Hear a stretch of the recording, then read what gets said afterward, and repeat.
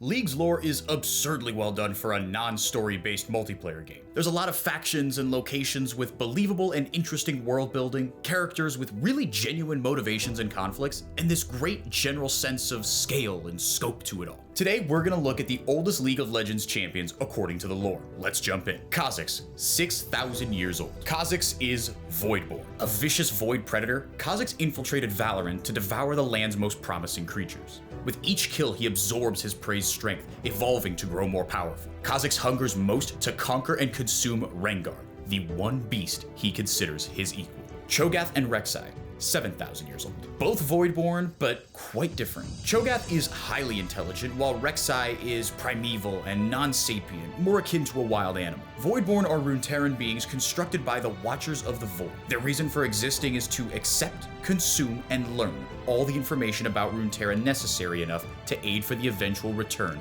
of the Watchers. Amumu and Velkas, 8,000 years old.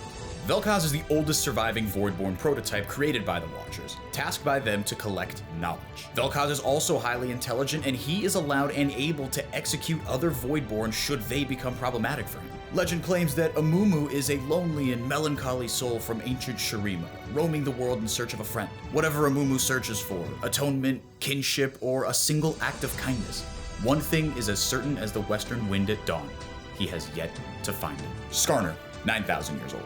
Long before the rise of Shurima's great empire, the remote northwestern valleys were home to an age-old race known as the Brackern. Known for their wisdom and deep connection to magic, the Brackern's bodies are fused with powerful life crystals which hold the living thoughts and memories of their ancestors.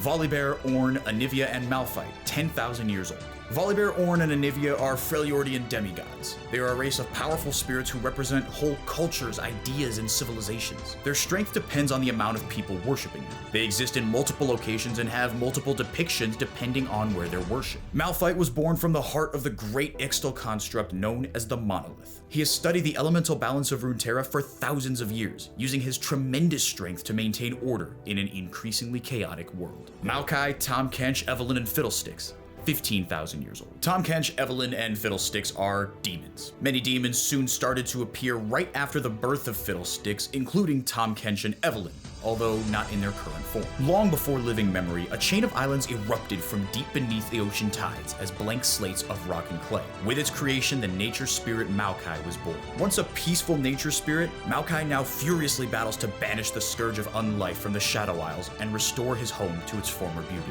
Kindred, more than 15,000 years old. Kindred are the primordial spirit god. Separate but never parted, Kindred represent the twin essences of death. Lamb's bow offers a swift release from the mortal realm for those who accept their fate. Wolf hunts down those who run from their end, delivering violent finality within its crushing jaws. Every mortal chooses the true face of their death. Soraka, 200,000 years old. One celestial being chose to descend to the mortal realm, determined to untangle the knots in the tapestry of the world. This child of the stars took on a form of flesh and blood, and so Soraka came to be and set upon her journey to soothe the mortals she encountered. Bard, 10 million years old. A traveler from beyond the stars, Bard is an agent of serendipity who strives to maintain the harmony between creation and the cold indifference of what lies beyond it. In the beginning, Bard had drifted without purpose or perspective through a silent cosmos, but with a deep sense of anticipation that something miraculous would eventually come to fill. And finally, Aurelian's soul, 12 million years old. Born in the first breath of creation, he and those like him roamed the vast nothingness of a pristine celestial realm, seeking to fill this canvas of incalculable breadth with marvels whose twinkling spectra would bring fulfillment and delight